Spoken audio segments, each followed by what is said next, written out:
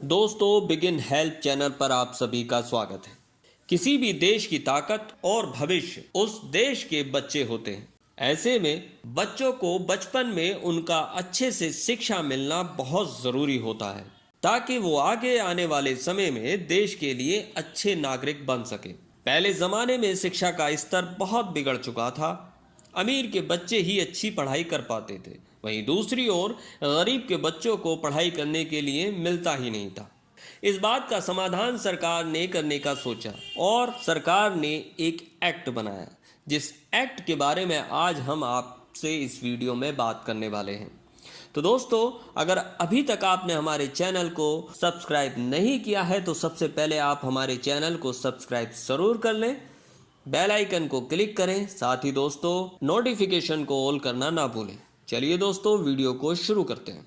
आज की वीडियो में जिस एक्ट के बारे में हम आपसे बात करने वाले हैं, यानी आपको बताने वाले हैं, उसका नाम है right of children to free and compulsory education act 2009, या फिर हम उसको राइट टू एजुकेशन एक्ट के नाम से जानते हैं, या फिर हम उसको शॉर्ट फॉर्म में RTE के नाम से भी जाना करते हैं।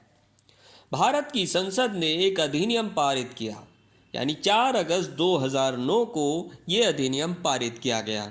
बाद में 1 अप्रैल 2010 से इसको लागू कर दिया गया, जिसमें भारतीय संविधान के अनुच्छेद 21A के तहत भारत में 6 से 14 वर्ष की आयु के बच्चों के लिए मुफ्त और अनिवार्य शिक्षा का महत्वपूर्ण अधिकार देता है। शिक्षा का ये अधिनियम लागू करते ही भारत फ्री शिक्षा देने के मामले में दुनिया में 135 देशों में शामिल हो गया।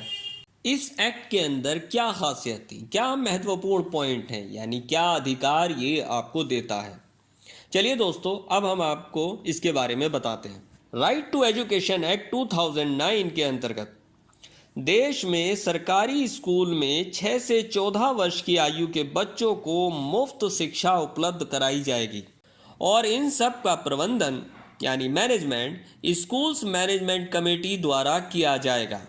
इसके अलावा प्राइवेट स्कूलों में 6 से 14 वर्ष की उम्र वाले 25% गरीब बच्चों को निःशुल्क शिक्षा प्रदान करनी होगी। यदि ऊपर बताए गए रूल्स को कोई स्कूल फॉलो नहीं कर पाता है और फीस लेता है, यानी उन बच्चों से जिनका एडमिशन इस 25% जो EWS कैटेगरी में आते हैं और उनके दाखिले उन स्कूलों में हो जाते हैं और स्कूल उनसे फीस लेता है, तो उस फीस का 10 गुना जुर्माना उस स्कूल को देना होगा और साथ में उन स्कूलों की मान्यता भी रद्द कर दी जाती है। मान्यता रद्द होने के बाद भी स्कूल संचालित करने पर 1 लाख रुपए, यानी किसी स्कूल की मान्यता रद्द कर दी गई है और वो स्कूल बाद में भी चलाए जा रहे हैं, तो उन पर 1 लाख रुपए के साथ रोजाना के हिसाब से 10,000 रुपये प्रतिदिन का जुर्माना लगाया जा सकता है। राइट टू एजुकेशन एक्ट के तहत देश के बच्चों को मुफ्त शिक्षा देने की जिम्मेदारी केंद्र तथा राज्य के हाथों में होगी। एक्ट ये कहता है कि राज्य और केंद्र सरकार इसकी जिम्मेदारी लेंगे। हर स्कूल में लड़कों और लड़कियों के लिए अलग अलग शौचालय बनाए जाएंगे जो साफ सुथरे होने चाहिए। पीने का पानी होना चाहिए साफ सुथरा और वो भी मुफ्त होना चाहिए। बहुत बार देश में देखा गया है कि किसी कारण से बच्चों का एडमिशन नहीं हो पाता है। RTE एक्ट की मदद से किसी बच्चे का एडमिशन नहीं हुआ है तो वो अपनी उम्र के हिसाब से प्रवेश ले सकते हैं, यानी जितनी उम्र है उस क्लास में जो भी उनके क्राइटेरियाज हैं उसको फॉलो करने के बाद वो उसमें दाखिला ले सकते हैं।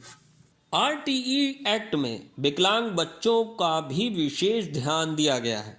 इस एक्ट के तहत जो विकलांग बच्चों के लिए मुफ्त शिक्षा की उम्र 14 वर्ष से बढ़ाकर 18 वर्ष की गई है। इस एक्ट में शिक्षकों का भी उल्लेख किया गया है।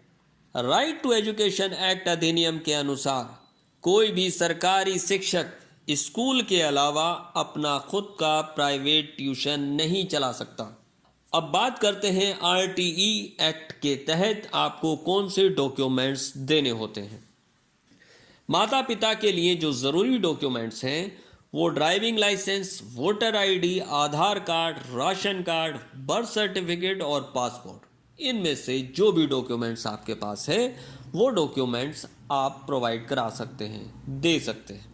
बच्चे के लिए जो डॉक्यूमेंट्स चाहिए होता है, माता पिता को बच्चे के किसी भी और सभी सरकारी दस्तावेजों को प्रस्तुत करना चाहिए, जिसमें जन्म प्रमाण पत्र, पासपोर्ट और आधार कार्ड तक सीमित नहीं है। इसके अलावा अगर और भी कोई डॉक्यूमेंट्स आपके पास है तो वो भी आप दे सकते हैं। इनमें जन्म प्रमाण पत्र और आधार कार्ड ज़्यादा ज़रूरी होता है, सबके पास होता है, इसलिए आप इन दोनों डॉक्यूमेंट्स को दे सकते हैं। जाति प्रमाण पत्र भी आरटीई प्रवेश के लिए एक महत्वपूर्ण दस्तावेज है। Income certificate, passport size photo, यदि बच्चा एक अनाथ है तो माता पिता दोनों के मृत्यु प्रमाण पत्र का होना चाहिए। अब बात करते हैं आरटीई एक्ट शिक्षकों के बारे में क्या कहता है, क्या उसके रूल्स एंड रेगुलेशन है। राइट टू एजुकेशन एक्ट के अनुसार यह प्रयास किया गया कि देश के प्रत्येक राज्य, जिला, तालुका और गांव में शिक्षकों की संख्या अच्छी हो, सभी बच्चों को सही से शिक्षा मिल सके। उस प्रयास से बच्चों और शिक्षकों की संख्या इस प्रकार रहे कि सभी बच्चों की अच्छी शिक्षा मिल पाए। पहले ज़माने में देखा गया था कि ज़्यादातर शिक्षक सिर्फ शहर में पढ़ाना चाहते थे और गांव में ये संख्या बहुत कम रह जाती थी। तो आरटीई एक्ट देश में शहर और गांव दोनों क्षेत्रों में शिक्षकों की समान संख्या में पोस्टिंग करता है। इसके अलावा राइट टू एजुकेशन एक्ट उचित रूप से अच्छे और काबिल शिक्षक जो हैं उनकी नियुक्ति करता है। आरटीई एक्ट के अंतर्गत जिन 2 कैटेगरीज में आप किसी भी प्राइवेट स्कूल में, यानी देश के किसी भी प्राइवेट स्कूल में दाखिला लेना चाहते हैं, जिस वक्त दाखिले स्कूलों में हो रहे होते हैं उस वक्त आप आवेदन कर सकते हैं। वो होती है ईडब्ल्यूएस और डीजी कैटेगरी। ईडब्ल्यूएस यानी इकोनॉमिकली वीकर सेक्शन होता है और डीजी जो पिछड़ा वर्ग होता है। डीजी कैटेगरी के लिए आपको जाति प्रमाण पत्र की आवश्यकता होती है और ईडब्ल्यूएस के लिए आपको इनकम सर्टिफिकेट की ज़रूरत होती है। आरटीई एक्ट के अंतर्गत यानी शिक्षा अधिकार अधिनियम के अंतर्गत जो बातें हमने आपको बताई हैं, हम उम्मीद करते हैं आपको इनसे ज़रूर फ़ायदा होगा। इन काम की बातों को आप ज़रूर शेयर करते रहें। हमारी इस वीडियो के ज़रिए आप इन बातों को आगे भी शेयर कर सकते हैं। आप हमारी वीडियो को लाइक ज़रूर करें और वीडियो को शेयर ज़रूर करें। अगर आपका कोई क्वेश्चन हो तो आप हमें कमेंट बॉक्स में लिख सकते हैं। मिलते हैं दोस्तों अगली वीडियो में।